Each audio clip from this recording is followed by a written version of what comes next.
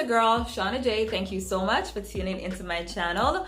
So appreciate you guys stopping by. And today's video is gonna be a little bit different from the other videos that I typically do here on my channel, but I feel very compelled to do this one because I think it's gonna help out a lot of you guys. For those of you guys who are looking to save some coins, or for those of you guys who are just looking to be entertained. I don't know why you're watching this video. Let me know why you're watching this video. But anyway, guys, so I received a couple of comments under my comment section where some of you guys want a dupe to a very popular scent, which by the thumbnail, you know what perfume I'm talking about, but let's talk about it.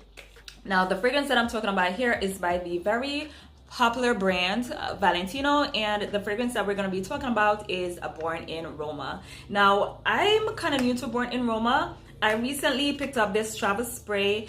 I just didn't believe the hype. I know a lot of people talk about this fragrance, but for some reason I was like, who cares, you know, whatever. But the other day I went into Sephora, tried a bottle, and I was like, oh my god, like it smells so good. Like I tried so many fragrances, but Born in Roma really stood out to me, which is weird because there are so many like niche fragrances in Sephora, and I don't know, this one just stood out to me. So I was like, oh my god, I definitely understand the hype, but I didn't want to commit to a bigger bottle, so I got the travel spray, which I recommend, by the way. Now I'm gonna take it out of the box, okay, so you guys can see what it looks like. It's a pain in the ass to get out, if I'm being honest, but anyway, this is what the bottle looks like. Very interesting. I think I paid 30 bucks for the travel spray, which is typical for travel sprays these days, especially when we're talking about a brand like Valentino and a fragrance that's as popular as Born in Roma. Now, let's talk about Born in Roma. This is an amber floral scent. It was launched back in 2019. It has a top notes of blackcurrant, pink pepper, and bergamot. In the heart, we have jasmine sambac, and jasmine tea, and in the base we do have bourbon, vanilla, cashmere, and guaiac wood. Now let me tell you guys about my first experience while wearing Born in Roma. Like I said, went into Sephora a couple of weeks ago, saw this one amongst other fragrances, decided that I was gonna spray it onto one of those little, you know, paper strips, and after spraying it on the strip, I decided, you know what, let me spray this one on the body to see what it does. So of course, you know, I gave myself like, I would say like 2 sprays. Walked out, did a little bit of walking, did a little bit of shopping, and I would say like 10 minutes in, I started to detect one of the most beautiful fragrances ever. Now, it's kind of hard to tell what notes I was detecting the most. All I know is that it was like a sweet candy with a bit of clean flowers, a little bit of vanilla with some woodiness. The scent is just so memorable and it's just so haunting. Once I smelled it, I knew I had to have it. It pulls a bit sweet and heavy, so I would actually say it's better, or it's just more suitable for cool weather. This is a type of fragrance I would wear on just any given day. Maybe I'm going shopping or just hanging out with friends, or you know, or something like that. But it's such an elevated, versatile kind of fragrance. I could see myself also wearing this like on a date night out, or if I'm just going somewhere fancy and I want to stick out. Like this is the kind of fragrance I would wear if I want some attention or something like that. Like I want to smell out the room, or I want people to notice me by just my scent. This is the kind of fragrance I'm definitely gonna pull for. So yeah, that's the vibe that I get from this one. Now we're gonna move on to a fragrance that has been making a little bit of noise from where I'm at. The other day, went into Burlington and I spotted this fragrance right here, which is by Britney Spears. And of course, this is yet another flanker to the original Fantasy fragrance, and this one is called Electric Fantasy. Now, I didn't know what to think about Electric Fantasy. I'm not a real big fan of the original Fantasy. I used to wear it back in the day, but it wasn't even something I really liked. It was just something that I used to wear just because it's a pleasant type of scent. But over time, I had stopped wearing Fantasy because it was just a little bit too, I don't know, it's sweet, but at the same time, it's very earthy on my, you know, chemistry. That's how it pulls, so I'm not really a fan of that. Anyway, let me take this out. All right, so this is what the bottle looks like. It's giving like that gradient effect. Is that how you say it? Gradient or radiant? Gradient. I think it's gradient.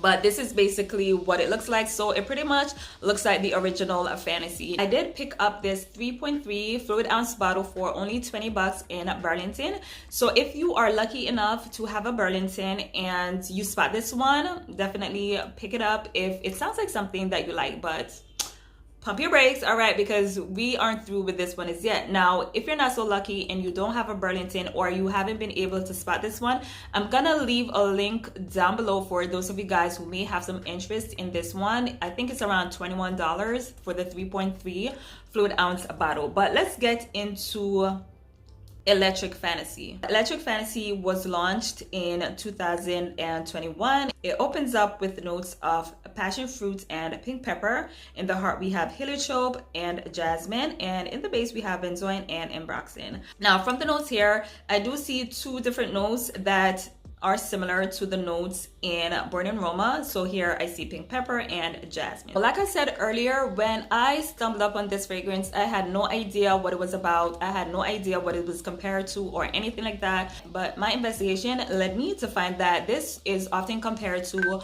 the new fragrance by Prada, which is Paradox, and it's often compared to Born in Roma by Valentino. So what do I think about Electric Fantasy, and does it compare to Paradox, and does it compare to Born in Roma? I'm not going to speak too much about whether or not it smells like Paradox, because even though I've experienced that fragrance, I don't have it in my collection, so I don't know the little nuances and just the little special things about that fragrance. So I'm not going to really talk much about that fragrance, but from what I understand, it's also often compared to Born in Roma. Now when I experienced this for the first time, my thought was, okay, definitely smells like Born in Roma. They do have the same scent profile, but I was also able to pick up on the subtle differences. Whether you're gonna care about those subtle differences or not is gonna totally be up to you. I'm just here to give you guys the facts. So what were my first thoughts when I sprayed this fragrance out? Well, my first thought, honestly, was that it didn't smell as refined as Born in Roma, which has a more expensive, luxurious, designer type of scent in my opinion. Meanwhile, this smells a little bit more celebrity perfume like. It's not really a bad thing, it's just, you know, something that I was able to observe. The only difference that I spot in regards to the fruitiness is the fact that this appears to be a little bit more tart. Meanwhile, this is a little bit more candied. A couple of minutes in, I was very impressed. I was like, oh my god, they definitely smell alike. When I smell this one, I definitely think of Born in Roma, so that was definitely a good thing. Now, as it began to dry down, I started to notice some differences. I do notice that Born in Roma tends to be a little bit more woody. Meanwhile, Electric Fantasy is less woody. So which one do I prefer? Well, it is kind of hard to say.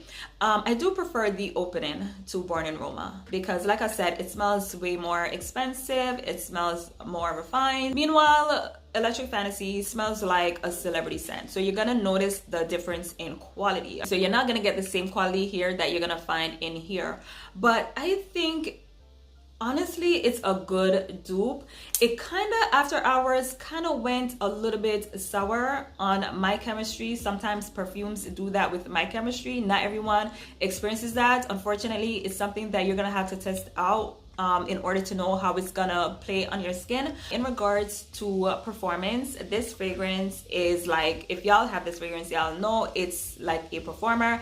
It's strong, it's super long lasting, it just doesn't wear off. Like it really is a good performer. Meanwhile, this one gives moderate to long lasting performance. It depends on how much you spray and all that good stuff. You definitely have to spray this one a little bit heavier than this one, but you could get at least 7 hours out of this one with about 5 sprays, which I think is decent in my opinion. But guys, that's all I have for you. Let me know what you think about this review. Let me know if you've ever tried Electric Fantasy. Let me know if you have Born in Roma. Let me know what you think about this review. Anyway guys, I'll see y'all in my next upload. Bye.